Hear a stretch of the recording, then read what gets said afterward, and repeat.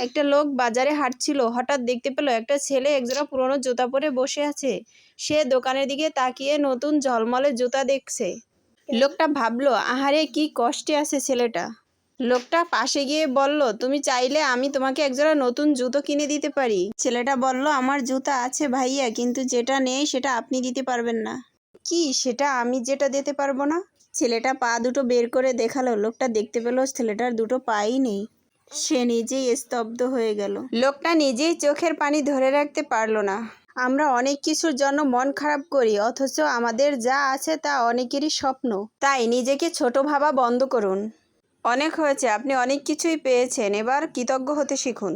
তো বন্ধুরা, এরকম আরও ভিডিও পেতে আমার পেজটি ফলো করে রাখুন। আর একটা লোক বাজারে হাঁটছিল, হঠাৎ দেখতে পেল একটা ছেলে একজোড়া পুরনো জুতা পরে বসে আছে।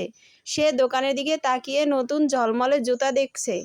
লোকটা ভাবলো, আহারে কি কষ্টে আছে ছেলেটা।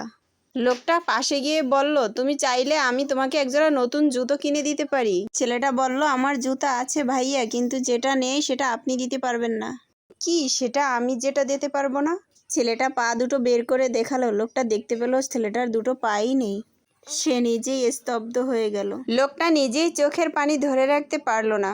আমরা অনেক কিছুর জন্য মন খারাপ করি, অথচ আমাদের যা আছে তা অনেকেরই স্বপ্ন। তাই নিজেকে ছোট ভাবা বন্ধ করুন।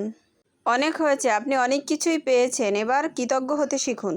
তো বন্ধুরা, এরকম আরও ভিডিও পেতে আমার পেজটি ফলো করে রাখুন। আর